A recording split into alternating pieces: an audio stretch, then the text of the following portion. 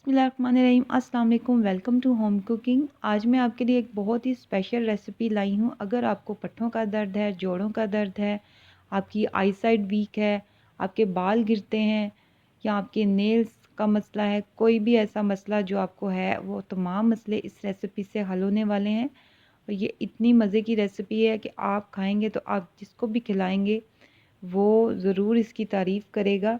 तो ये रेसिपी हम बना रहे हैं एलोवेरा के हलवे से। और ये हलवा ऐसा हलवा है कि आप खाएंगे तो आपको बिल्कुल भी फील नहीं होगा कि एलोवेरा का हलवा खा रहे हैं। तो चलिए रेसिपी स्टार्ट करते हैं।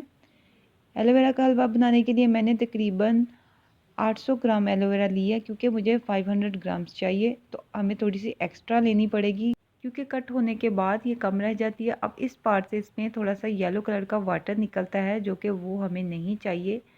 तो इसको हम थोड़ी देर के लिए रख देंगे। काटने के बाद फिर मैंने इसको अच्छी तरह से वॉश कर लिया था। वॉश करने के बाद इसको तमाम साइड से आपने अच्छी तरह से पहले वॉश कर लेना है। और अब हम इसको कट करेंगे। ये जो इसका पार्ट है ये हमने उतार देना है, जहाँ से हम इसको काटते हैं ये हमने उतार देना है। एक्स्ट्रा ये हमें नहीं चाहिए। अब हम इसकी साइड से इसको अच्छी तरह से पील कर लेंगे।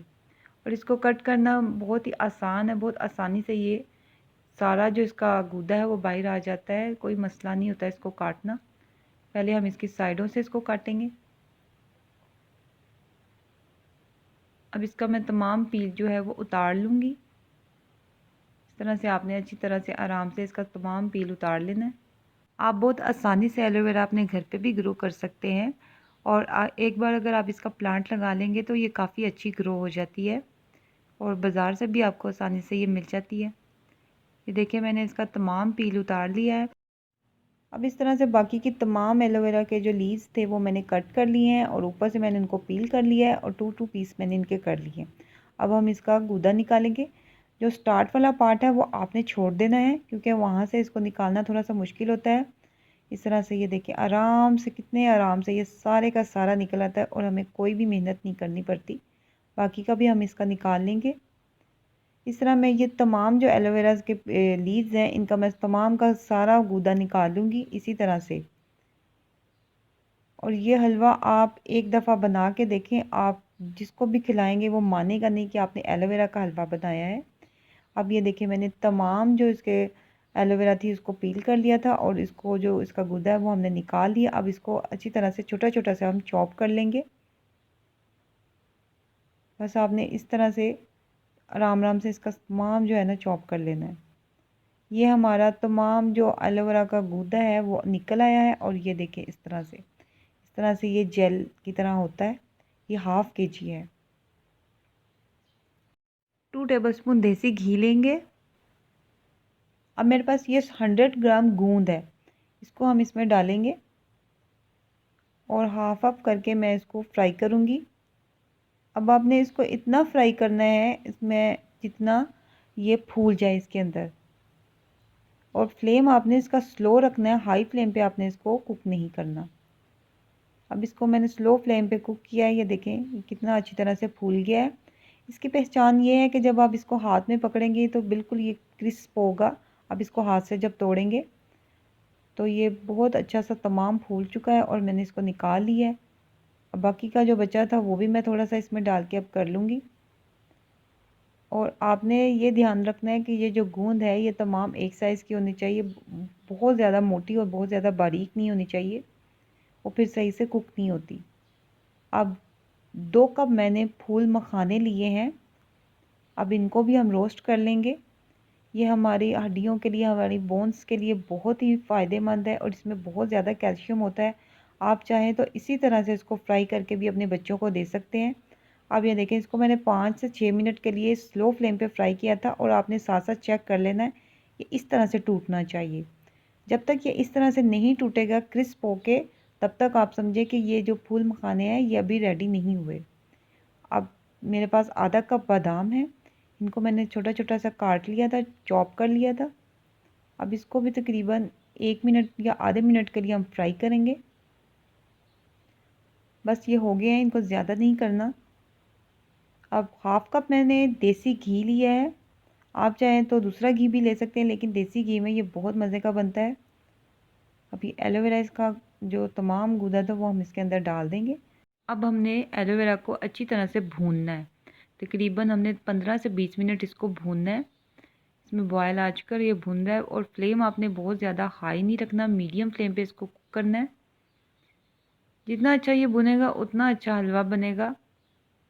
और ये काफ़ी हद तक भुन चुका है। अब ये बिल्कुल भुन चुका है और अब इसके अंदर मैं दूध ऐड करूँगी। तकरीबन मेरे पास 1 kg दूध है, वो हम इसमें अब डाल देंगे। दूध डालने के बाद अब इसको अच्छी तरह से अब हम पकाएंगे। इसको बॉयल आ चुके हैं और जब बॉयल आएगा तब आप देखेंगे कि दूध हल्का हल्का सा फटना स्टार्ट हो गया है। तो आपने बिल्कुल भी परेशान नहीं होना, दूध इसी तरह से इसके अंदर फटेगा। और ये देखिए काफ़ी हद तक दूध जो है कम होना स्टार्ट हो गया है। और ये देखिए पनीर बनना शुरू हो गया है। दूध को इसी तरह से हमने पकाना है और ये दूध जब पकता जाएगा, जैसे जैसे ये पनीर बनता जाएगा, ये देखिए ये और ज़्यादा हमारा गाढ़ा होना शुरू हो गया दूध, बल्कि समझे कि ये पनीर ही है, ये पनीर बन गया है। और अब इसका पानी थोड़ा सा हम और ड्राई करेंगे। बस इतना ही हमने इसका पानी ड्राई करना है, ज़्यादा हमने इसका पानी ड्राई नहीं करना। और दूध जो है हमारा बहुत अच्छा सा जो उसका पनीर है वो इसके अंदर बन चुका है। अब इसके अंदर मैं शुगर ऐड कर रही हूँ। तकरीबन 3/4 कप मैं इसके अंदर शुगर ऐड कर रही हूँ। पूरा मैंने 1 कप नहीं लिया, आप चाहें तो पूरा 1 कप यूज़ कर सकते हैं, लेकिन मेरे हिसाब से 3/4 कप काफ़ी है। अब इसको हम थोड़ा सा मिक्स करेंगे। शुगर को हमने इसके अंदर डाल के बहुत ज़्यादा पकाना नहीं है। बस ये शुगर देखिए अब इसके अंदर डिज़ोल्व हो चुकी है। अब ये मेरे पास गूंद है, इसको मैंने मोटा मोटा दरदरा सा पीस लिया था, ये इसके अंदर डाल देंगे। इसको मिक्स करेंगे। थोड़ा सा ही हमने इसको पकाना है, ज़्यादा नहीं। अब साथ ही मैं इसके अंदर फूल मखाने जो मेरे पास थे, इसको मैंने इनको भी मोटा मोटा सा दरदरा पीस लिया था, ये भी इसके अंदर डाल देंगे। अब आप नोट करें, जैसे ही मैंने ये चीज़ें इसके अंदर डाली हैं, इसके अंदर पानी जो है इसका कम होना शुरू हो गया है। एकदम से पानी ड्राई होना शुरू हो जाएगा, इसलिए आपने बहुत ज़्यादा दूध को ड्राई नहीं करना। चारों मग 4 टेबल स्पून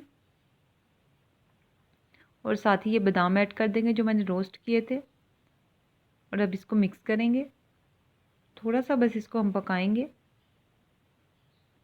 और फ्लेम मैंने बिल्कुल स्लो कर दिया है, फ्लेम आपने बहुत ज़्यादा हाई नहीं करना इस स्टेज पे। अब इसके अंदर मैं खोया ऐड कर दूंगी। 1 कप मेरे पास खोया है, ये मेरा होममेड खोया है। अगर आप इसकी रेसिपी चाहते हैं तो आप आई बटन पे देख सकते हैं। अब खोया डालने के बाद हम इसको अच्छी तरह से मिक्स करेंगे। तमाम खोया जो है इसके अंदर अच्छी तरह से मिक्स हो जाए। अब ये देखें बिल्कुल अच्छी तरह खोया इसके अंदर मिक्स हो चुका है। इसको हमने बहुत ज़्यादा हमने हाई फ्लेम नहीं किया हुआ। 1 टीस्पून इलायची का पाउडर, ग्रीन इलायची का मैंने ये पाउडर लिया है, लास्ट पे हम इसके अंदर डालेंगे बस। और 2 पिंच तकरीबन मेरे पास जायफल का पाउडर है, वो मैं इसमें डाल रही हूँ। ये देखिए हमारा हलवा बिल्कुल रेडी है और आप देख सकते हैं ये कितना मज़े का लग रहा है देखने में ही। और बस इतना ही हमने इसको पकाना है। इसने देखें घी भी अच्छी तरह से छोड़ दिया है और ये बहुत अच्छा भून चुका है। इस स्टेज पे आपने इसको बहुत ज़्यादा ओवर नहीं भूनना। अगर आप बहुत ज़्यादा इसको पका देंगे तो ये बहुत ज़्यादा थिक हो जाएगा पकने के बाद। और ये बिल्कुल हमारा हलवा रेडी है। इसको अब बस इतना ही हमने पकाना है और ये बहुत ही मज़े का हलवा बनता है। बस अब इसको हम और मज़ीद नहीं पकाएंगे, ये बिल्कुल रेडी है। अब हम इसको डिश आउट करेंगे। आप चाहें तो इसके अंदर ग्रीन कलर भी ऐड कर सकते हैं हल्का सा, लेकिन मैंने ऐड नहीं किया क्योंकि यूं ही मुझे इसका कलर बिल्कुल ठीक लग रहा था, तो मैंने इसके अंदर कलर ऐड नहीं किया।